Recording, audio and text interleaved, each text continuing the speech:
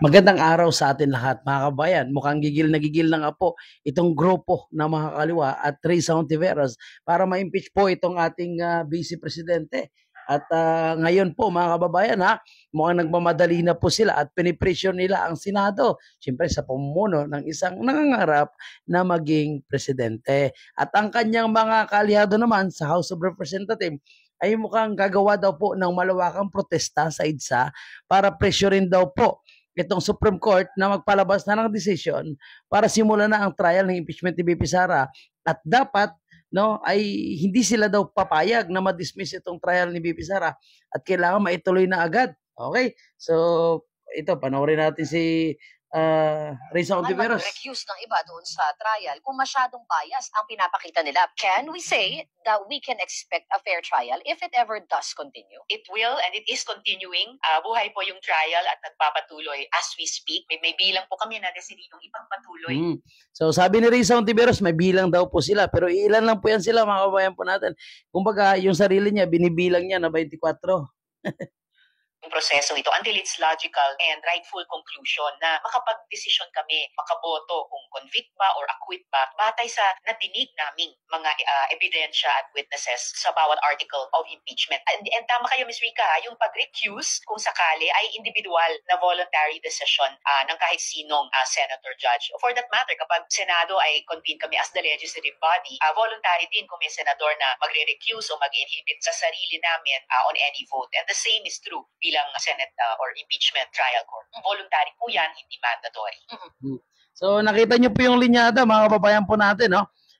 Parang rapidol po rin po yung style na talagang kailangan daw po matuloy ang impeachment at hindi pwedeng ma-dismiss ito na without trial. So alam naman natin yung mga ganitong klaseng strategiya, no? At nag-encourage pa po sila kung sino pa sa kanilang mga kasamaan ang gusto nilang mapasama, no, para mapigil, no, itong pag-dismiss ng impeachment against kay Vice President Sara.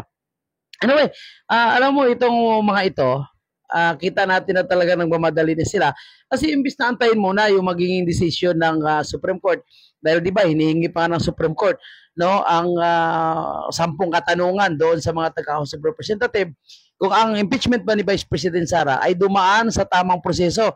Aba yung mga to, no, gigil na gigil at hindi makapag-antay at ngayon ay talagang gumagawa po sila ng kanilang ingay. So makita mo talaga kung sino yung mga desperado na, no, desperado na po yung kanilang mga galawan, mga kababayan po natin. VP Sara, gusto nilang ma-impeach, and of course, no, and Tatay Digong ay pinipigilan po nila yung interim release. Isa pa yan, mga kababayan po natin. At ito pa, yung mga grupo nila, no, ay gagawa na daw po ng plano para magprotesta sa EDSA. Ay, ito, panoorin natin to. Ako para basahin ang pahayag ng Legislative Diaries. Ang tanong po sa ating mga kabataan, payag ba tayo na i-dismiss ang impeachment trial laban para kay Sara Duterte? Ang sagot po namin ay hindi po ate ang sigaw ng kabataan. Kaya naman say cheese, huwag i-dismiss. Senator Cheese, hindi ka ba nahihiya? So mukhang si Cheese Escudero ay pinipresyo nila mga kababayan. Nakalimutan mo na ba na ikaw din ay dating isang scholar ng bayan? For months, the Senate under Sen. Cheese Escudero has danced around its constitutional duty, delaying justice, delaying accountability, and enabling Vice President Sara Duterte to escape trial. Nagsalita na po ang taong bayan at mga kabataan. Ituloy na ninyo ang paglilitis because this is not just neutrality. This is neglect. Katawagan po ito just as a procedure. The youth demand a full and transparent impeachment trial. The Vice President has been accused of theft and threats of violence. These are not just mere political issues. They are matters of public trust. Kung totoo siyang walang tinatago, so ang kakapal ng mukha mga kababayan, no, na pinagmamalaki nila na walang political dito attachment, walang political connection ito. Ito daw po ay para gusto nila magkaroon ng pananagutan at kung wala daw po tinatago si Vice President Sara ay sasagutin daw yung mga allegation. Alam mo, no, yung mga linyada na yan, iisa lang po yan mga kababayan po natin sa mga gustong mapa-impeach itong si Vice President Sara. Kasi alam nila kasi na ang gobyerno ngayon ni Marcos Jr., kung gaano po sila magdi-deny, no, na wala po silang kagustuhan na ma-impeach si VP Sara, ganyan din po yung pailalim na ginagawa po nila.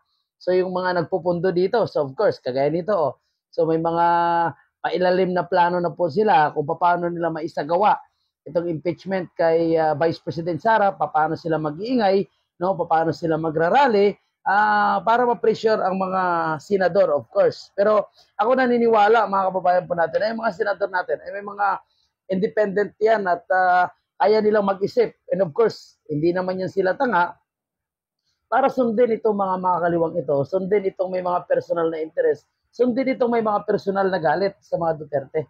And ang matindi ngayon, actually, dahil mukhang kailangan nila maglabas ng milyon-milyon dyan para mapaipit sila si VP Sara. At ang tinitingnan natin, no, itong ibang senador, baka ngayon ay sabihin nila na ay gusto nilang suportahan si VP Sara, nakita natin. Pero mamaya, pag maopera niya ng pera, alam naman natin kung gaano ka lakas, no, madala, kung gaano ka bilis madala ang ilang mga senador natin sa pera. Kasi kung nadala nila yung mga congressman, so how about yung mga senador kaya natin? Paano tayo mga kasigurado, no? Iba ka mamaya magkaroon ng operan. At yung iba kasi, alam nila kapag ma-impeach na nila, hindi naman naging presidente yan. So, hindi naman tayo mababalikan. So, kaya ako gagawin talaga din ng defense team ang lahat para ma-dismiss ito. And of course, nasahan po natin na manindigan po itong si Senator Bato, si Senator Marcolita, si Bongo at si Robin Padilla, Amy Marcos at ilang pa sa mga kaalyado na may dismiss na ito agad. Kasi sa totoo lang, sinasabi nga ng tagapagsalita ni Vice President Sara, no, nasayang lang na kung magagastos po sila ng milyon-milyon sa proseso ng impeachment na wala namang magandang patutunguhan. Totoo naman yan. Ano ba yung magandang maidudulot ng impeachment? Wala naman. And sabi nila, pananagutan. Kung pananagutan, kung may ebidensya sila, bakit hindi nila pailan sa kaso? Ultimo sa ombudsman nga, pinatigil nila. Tapos ngayon, sasabihin nila na may mga ebidensya sila. Kasi kung pananagutan, dapat sa korte. Kasi kung sasabihin nila na walang pamumulitika, hindi dapat inadaan sa impeachment. Ang impeachment is politika yan No? Game of politics and numbers. Kung ayaw nila ng pamumulitika, hindi dapat sa korte nila kasuhan, no? Plunder o anumang pagnanakaw, anumang kaso ipapayan nila kay VP Sara, no? Kung gusto talaga nila ng pananagutan. So, yan po yung gimmick na yan na dapat ay pananagutan, dapat ipaliwanag niya yung kanyang sarili doon sa korte para mas maganda. Pero si VP Sara handa naman sa bloodbath kung sakali lang. Siyempre yung defense team niya, no? Naninigurado kasi mahirap na. At kung magawa ng paraan, no, na magiging pabor ang lahat sa dismiss, iyak na lang si Rizal Ontiveros.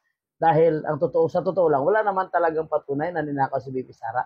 Kasi ang COA mismo ang nagsasabi na unmodified ang report. So, walang mali sa paggastos, sa pag-submit sa mga documents na ipinasa diyan sa COA. So, hinan natin, mga kabayan po natin, no? Ilang araw na lang at malalaman na po natin ang magiging desisyon ng Senado. Maraming salamat at yan po yung ating mga panibagong update. God bless mga kabayan.